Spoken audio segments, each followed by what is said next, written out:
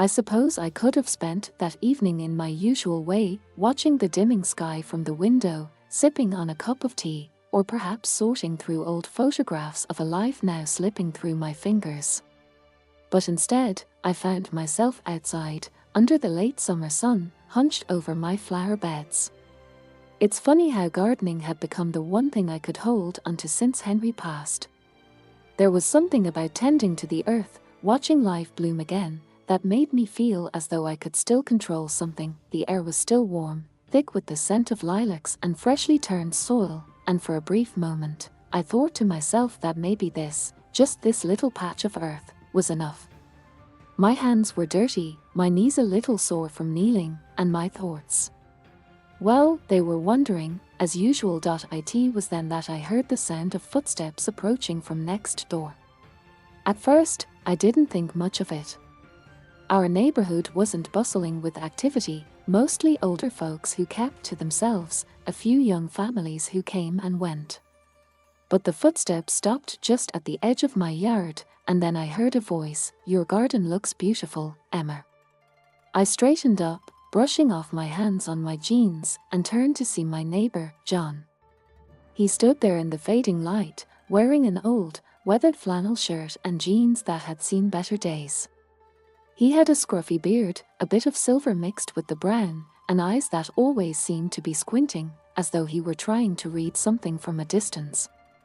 John was in his early 60s, just a few years older than me, and though we'd exchanged pleasantries before, this was the first time he'd come over to talk to me like this. I smiled, wiping the sweat from my forehead. "Thank you, John. It's my little sanctuary. Helps me keep busy." His gaze lingered on the flowers for a moment, and then he gave a half-hearted chuckle. "I think I need a sanctuary myself. Their house feels so empty these days. I haven't been able to get anything in the ground this year." I nodded, unsure how to respond. I knew what he meant. His wife, Marla, had passed a couple of years ago, and it had left him with a hollow sort of sadness that even his gardening tools couldn't fill. I didn't know him well, but I knew that much. I'd seen him sitting on his porch late at night, staring out at the street with a distant look, as if he were waiting for something to happen. "Well," I said, glancing at my rows of flowers, "it doesn't have to be anything grand. Just start small." That's how I did it. John took a few steps closer, hands in his pockets. He looked around at the neat rows of daisies and roses, the soft green of the ivy creeping up the fence. His eyes softened as if taking in the life around him. "I've been meaning to get out here more," he said, his voice a little quieter. "But, well, you know how it is." I nodded again. The silence stretched between us for a moment before I realized that this was more than just small talk. There was a weight behind his words, something I hadn't noticed before. "I do know," I said softly, keeping my tone light but letting him feel that I understood. "Sometimes it's just harder than it seems. Getting started, I mean." John turned his head to look at me fully, his eyes holding a subtle intensity one hadn't expected. "Yeah," he said, almost as if to himself. "It's been tough. But I don't know, Emma. I've been thinking a lot lately about what's left. What's possible." I looked at him curiously. He seemed to be grappling with something that hadn't found its way into words yet. I wasn't sure what to say, but I could feel it, a kind of tension in the air, like two people walking around the edges of something important without daring to say it. "Well," I began, trying to ease the mood, "sometimes it's the simple things that make the biggest difference." He glanced down, then back up at me. There was a trace of something like relief in his gaze, though it was fleeting. "Maybe you're right. Maybe I've been overthinking things too much." We stood there for a few more moments, the conversation drifting away, as the sun finally dipped below the horizon, leaving behind a soft, golden glow that bathed everything in a quiet kind of peace. John took a step back, breaking the spell. "I should probably get going. Just wanted to say thanks, Emma. For the garden and the company." I smiled, watching him turn away. Anytime, John. You're always welcome. As I watched him walk back to his house, I couldn't help but think about his words. There was something there, something deeper than just a casual neighborly exchange. The thought lingered as I bent back down to pull a few weeds from the earth, wondering if maybe, just maybe, there was more to this connection than I'd expected. The days that followed that evening were a quiet sort of progression. John and I would exchange brief nods or waves as we went about our routines. A few times, I caught him in his yard, staring at his neglected rose bushes, as though they might offer him the answers he was searching for. I'd often find myself glancing at him, trying not to stare but unable to shake the feeling that something had shifted between us. It was a Tuesday evening, one of those moments when the sun feels heavy in the sky but is just starting to give way to the coolness of night. I was cleaning up my kitchen when I heard a knock at the door. I wiped my hands on a towel and opened it to find John standing there with a hesitant smile. "Evening, Emma," he said, his voice carrying a hint of uncertainty. I made too much stew. I thought you might like to join me for dinner."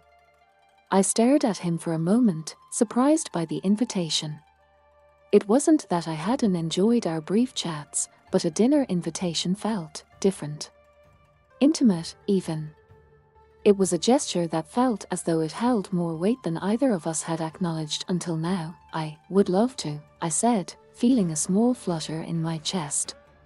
It wasn't often that I had company for a meal, and as the silence in my house echoed louder each day, the thought of sharing even a simple meal with another person felt like a gift. I stepped aside, and John entered, his presence filling the space in a way that made my modest living room feel warmer, more alive. We settled at the small dining table near the window, the soft glow of the overhead light casting a gentle halo around the two of us. The stew was simple: beef, carrots, potatoes, but there was something comforting about it, the warmth of the meal matching the atmosphere between us. We ate in a comfortable silence, the sound of our spoons clinking gently against the bowls, each of us lost in our own thoughts. Eventually, John broke the quiet. "I never used to cook much. Marla did most of the meals, but after she passed, I had to learn. I guess I didn't want to lose everything." His words hit me harder than I expected. The casual way he mentioned Marla, as though she were still part of the world he inhabited, was a reminder of how deeply grief could linger, like a shadow that never quite left. "I understand," I replied, setting my spoon down for a moment. "When Henry passed, I didn't know what to do with myself at first. I thought I'd just fall apart. But life doesn't wait, does it?" "No," John said, his voice softening. "It doesn't." The quiet stretched again, but this time, it felt more comfortable, more familiar, like two people who were willing to share their silence with each other. I could see the weariness in John's eyes, and I wondered how long he had been carrying the weight of his thoughts alone. Finally, after what felt like an eternity of half-glances and unspoken words, John set his fork down with a quiet clink. He looked at me, and there was something in his gaze that made my heart skip a beat. A vulnerability that was both raw and delicate. "Emma," he began, his voice tight with emotion, "I've been meaning to tell you something. Something I haven't told anyone." I met his gaze, my breath catching in my chest. I didn't know what he was about to say, but I could feel the significance of the moment, the air thick with the weight of what had yet to be revealed. He exhaled, running a hand through his graying hair. "You see, I've always been afraid. Afraid of saying what I truly feel. I spent so many years thinking I'd have time to do it, that I'd have more time to say the things that mattered. But time just slips away. Marla, she was everything to me.